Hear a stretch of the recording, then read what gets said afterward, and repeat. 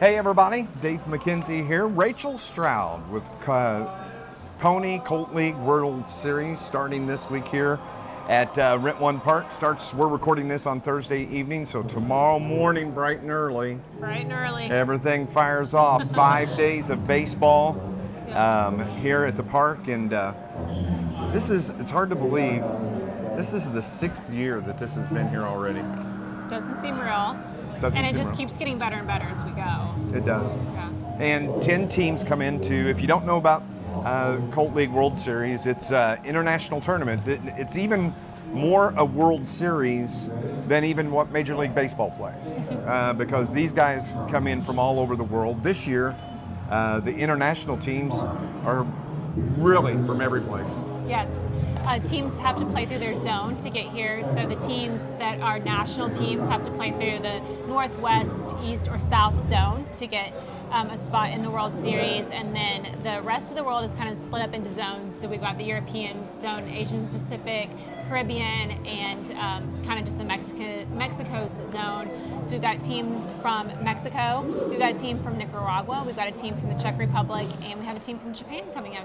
Yep, and then we have Covina, California is back this year. You have Bay City, Michigan. Yep, Youngstown, Ohio is back this year representing the East Zone. Yep, and then Texas. Palmview, Texas is in representing the South. So people don't realize really how much work it is that's taken place, especially in this last week, just to get these teams here for this tournament. Yeah, getting everybody across the finish line is kind of the hard part, but once they get into town, we really just get to sit back, relax, and enjoy some baseball. And sit back and relax is a relative term. But. No, I know this is the last time. I may see her one more time in the next 5 days, and it'll probably be grabbing a donut out of a box early in the morning, and that will be it. But people don't understand, like, especially with the international teams, that just working out the visas to where they can get here, to get the airlines booked, and just to make it here to play ball, how much work it takes. And transportation too, from airports to the hotel, and making sure everybody, once they get into town, has a way to go get water and snacks from Walmart, and all of these things, and how many different parties it takes to make some of this happen. And Visit SI is a huge part of that, and is just hospitality, just the gold standard of hospitality, and making sure everybody has what they need and are comfortable and happy and having a good experience and not having to worry about things. Well, and even as we're recording this, we're still waiting on Nicaragua to get here. We're waiting on Team Japan to get to Marion, and they won't get in until after midnight tonight, and they have ball games tomorrow morning and noon. Yeah, so it's making sure one of us is at the hotels to greet them and get them something to eat, even if that's just some snacks to take back to their room and munch on as they're getting ready to go to bed, and try to make them comfortable as they're entering into town and getting as much rest as they can so they're ready to play their best tomorrow morning. My role has been, I do the play-by-play on the YouTube channel, done it from year one since it's moved to Marion.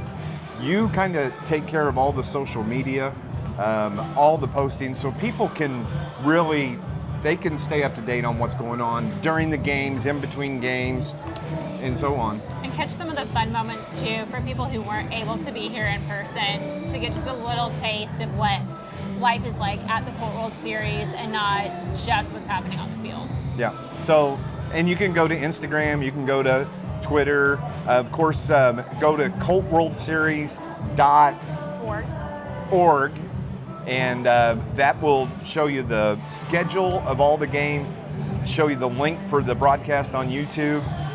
So it's all right there, but they can just search Colt World Series on all the socials and find it. Yeah. And Swinford Media really runs all that whenever we get here. They are incredible at the photography side of it, at telling a story, both through pictures and through words, and definitely through video. So I can't wait to see what they create, and it's really neat to go back and see some of the stuff that gets put up on social media, because it's moments that we miss. Yep. Just, I know you sit and watch every game, but you don't get to see what's happening on the concourse, and I don't get to see sometimes what's happening in either place because I'm doing something else. So it's really fun to kind of get a recap from the day, and they do a good job of capturing those moments. Before we finish up here, let's talk about all the volunteers that it takes in order to make this happen. There's a ton of people behind the scenes.